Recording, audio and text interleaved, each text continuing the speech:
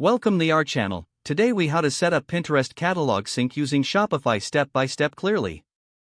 To set up Pinterest catalog sync using Shopify, begin by logging into your Shopify account. Navigate to the Shopify App Store. In the search bar, type Pinterest and press enter. Locate the Pinterest app in the search results. Click on the app to open its details page. Press the Add App button to install it. Follow the prompts to authorize the app with your Shopify store.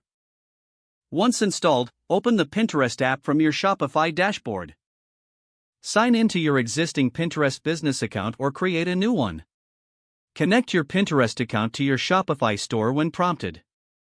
Select the option to sync your product catalog. Review the settings for your catalog sync. Make any necessary adjustments, such as selecting specific collections or products. Confirm that you want to enable the catalog sync feature. Once confirmed, click the Save button to apply your changes. The app will now begin syncing your products to Pinterest. Wait for a notification indicating that the sync is complete. Check your Pinterest account to ensure the products have been uploaded correctly. Review product tags for accuracy and relevance. Monitor the sync periodically to keep your catalog up to date. Make any adjustments in Shopify if you add or remove products. Your Pinterest catalog is now successfully synced with your Shopify store. If the page does not load, refresh the browser or try again in a private or incognito window. Make sure you are using the correct email address, then retype it carefully to avoid small typos.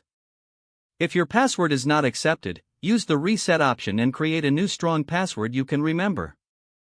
Check your spam folder for verification or security emails, then complete any requested confirmation steps. Enable two-factor authentication if available to improve account security and reduce unauthorized access risk. After signing in, review your profile details so your contact information and settings are accurate and current. Don't forget to like this video and subscribe to our channel for more step-by-step tech guides.